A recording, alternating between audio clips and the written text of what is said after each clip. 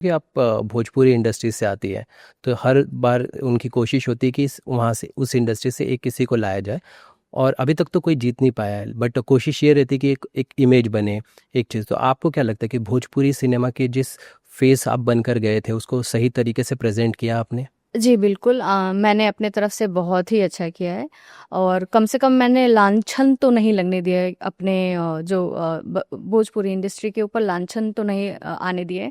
इतना तो मैं लिहाज़ रखी हूँ कि कोई कुछ ज़्यादा बोल नहीं पाया। हाँ, 1-2 बार कुछ लोग ने कुछ कमेंट किए थे, लेकिन उसके लिए भी सब लोग उससे लड़ गए थे। मैं तो लड़ी-लड़ी थी और सारे लोग लड़ गए थे। मतलब लोग इतना सीरियस भी अपने-अपने काम को लेकर किस इंसिडेंट्स की बात कर रहे हैं? लाइक फरहाना ने एक टाइम मुझे बोला था कि जब शहबाज का लड़ाई चल रहा था और इन बिटवीन उसने बोला था कि तुम अपने भोजपुरी स्टाफ को बुला लाओ। तो फिर उस पे फिर बहुत बहसबाजी मेरी उसकी तू मैं और फरहाना का मेरा एक क्वेश्चन ऐसे ही रहा डे वन से।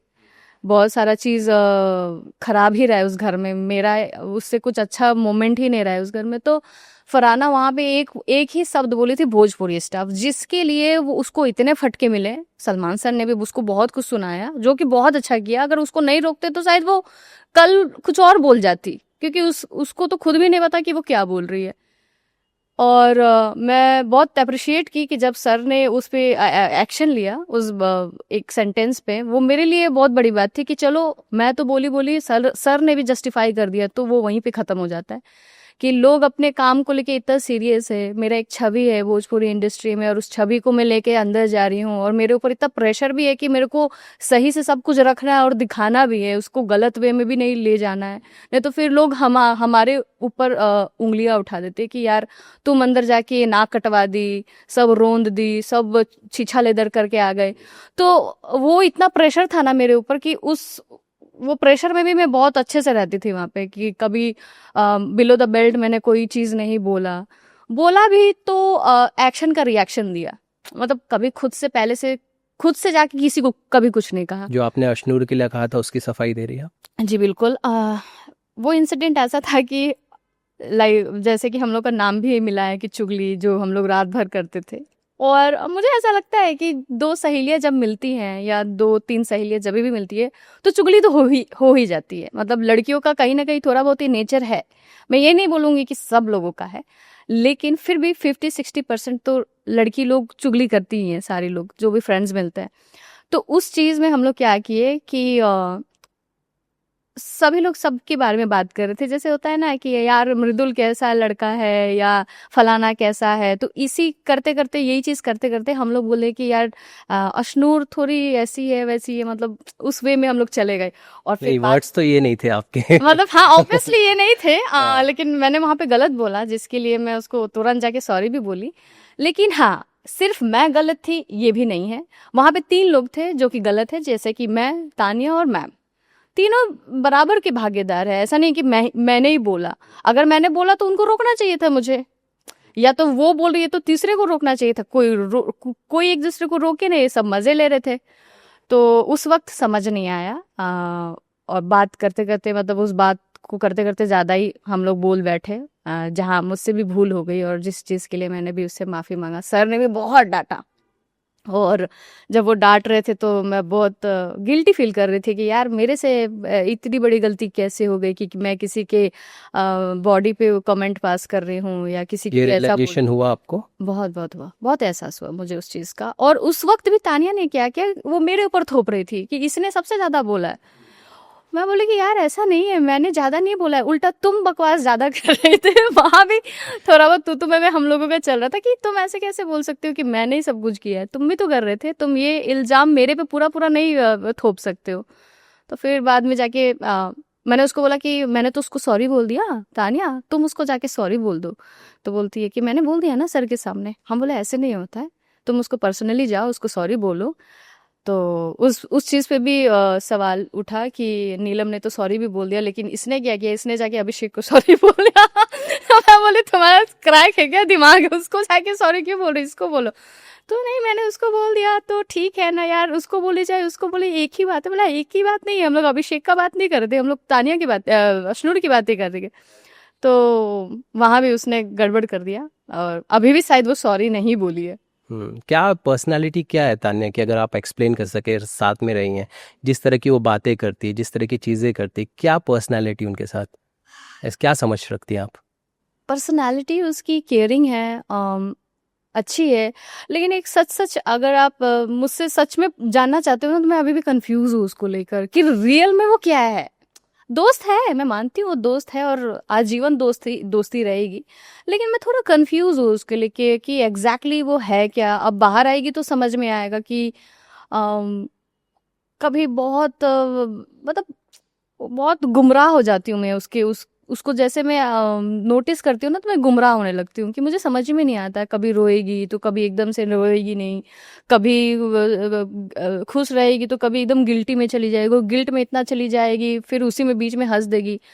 तो मतलब मैं उसको बोलती, तुम क्या, तुम्हारे पास दो तीन पर्सनालिटी है क्या, तुम्हारा समझ ही में नहीं आता तुम हो क्या चीज़। जैसे हम लोगों के साथ ऐसा है कि अब अभी मुझे रोना है तो रो दिए, और तुरंत गुस्सा है तो गुस्सा हो गए। उसका समझ ही नहीं आता है कि उसका एक गुस्सा 3-3 दिन तक रहता है, और फिर अगर उससे पूछा जाए कि क्या हुआ तानिया, तो वो बात से मैं गुस्सा हूँ। मतलब अरे अभी तक तुम्हारा गुस्सा चल ही रहा है, सदियों तक तुम्हारा गुस्सा ही चलेगा, या जो भी चीज़ है। लेकिन हाँ, अगर कम शब्दों में उसको डिफाइन किया जाए तो केयरिंग है, और ज़रूरत से ज़्यादा बोलती है, और डिसिप्लिन है उसमें, और बातें बहुत अच्छी अच्छी करती है, बड़ी बड़ी बातें करती है जो कि सबको पता है। बस वो बातें सच हो जाए, मैं उस पर भी आऊँगी।